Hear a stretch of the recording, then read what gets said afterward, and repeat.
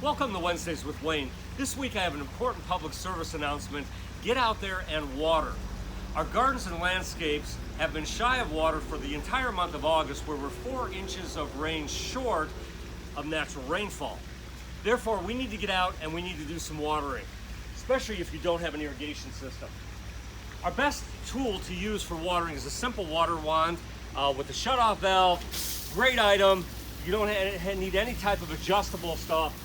This spray nozzle that we actually use to wash our cars with is not sufficient to water our plants with. When we're watering our plants, each type and group of plant requires a different amount of water. Shrubs and evergreens are kind of in the medium road, trees are a little bit less water. Our annuals and containers require quite a bit more water.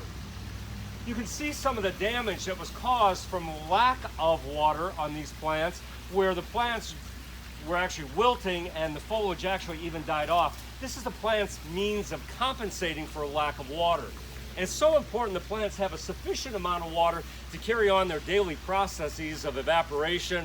They use water to pull nutrients from the soil, and extremely important for plants to have enough water going into winter to avoid winter desiccation.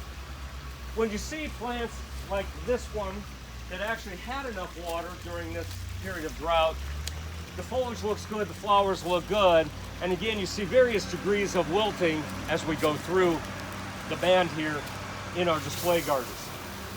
When we're watering, we want to deliver to the root zone 1 inch, ½ inch to 1 inch of water per week, and we want to get the entire root zone covered with water. We can do this 1 to 2 times per week, and that should be sufficient to avoid this kind of thing happening. You really only have to stand here with the water wand for probably a few minutes, but again, saturate the entire root zone. If you have newly planted plants, you'll be watering about every other day to get them established. Evergreens, equally important. Again, get the entire root zone covered. When it comes to trees, we're gonna have to spend a little bit more time. So if you want to spend about 15 minutes with the water wand, you can do that here. Or you can put a sprinkler on here and deliver about a ½ inch to 1 inch of water.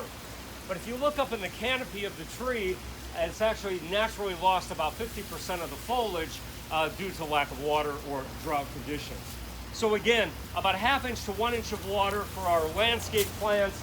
More frequently when it comes to newly planted stuff, our containers are going to need water on a daily basis. You can see a very, very wilted container here.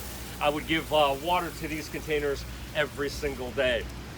This one has had enough water, but again, container watering equally important. Get out there, get your water wand, all your annuals, perennials, trees and shrubs. Give them a ½ inch to 1 inch of water per week. So thank you for joining Wednesdays with Wayne, sponsored by Niemeyer's Landscape Supply. And remember, beautiful landscapes start here.